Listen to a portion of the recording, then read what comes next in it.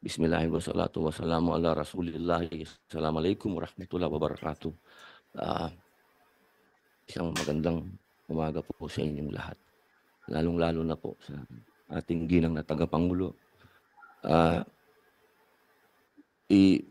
Pagpaumanhin niyo po ninyo, aking pong tinututulan ang naging pasya na ma-contempt si Pastor Quiboloy.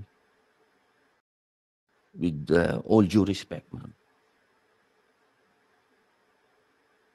Well noted po ng chair ang objection ni Sen. Robin sa ruling ng chair holding Pastor Quiboloy in contempt. Meron naman po tayong gabay mula sa ating rules. Section 18, ito po yung Rules of Procedure Governing Inquiries in Aid of Legislation. So yung Section 18 po tungkol sa contempt, nakalagay po doon, a majority of all the members of the committee may, however, reverse or modify the aforesaid order of contempt within 7 days. So, well noted. Shukran, Sen. Robin. Maraming salamat po, ginang tagapangulo.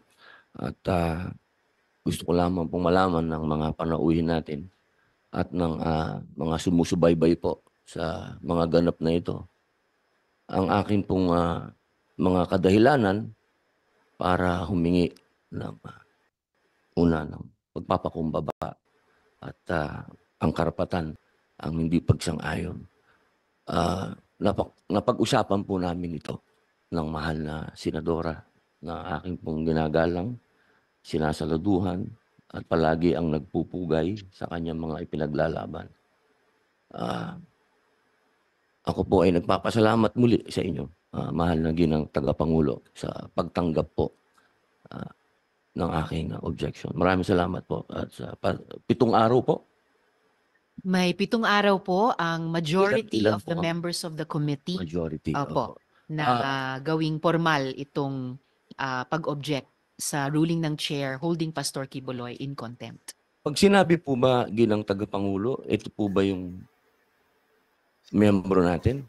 Apo, sila. Tama po, Sen. Robin. Ito po yung majority of the members of the Opo. Committee on Women. Yun lang pong members lang po, no? Malinaw po, no? Hindi po kasama yung mga leaders. 7. Bali, 6 pa po. Ang nakalagay po sa Section 18, contempt, ay a majority of all the members of the committee. Okay po. Maraming salamat po ulit. Maraming salamat po.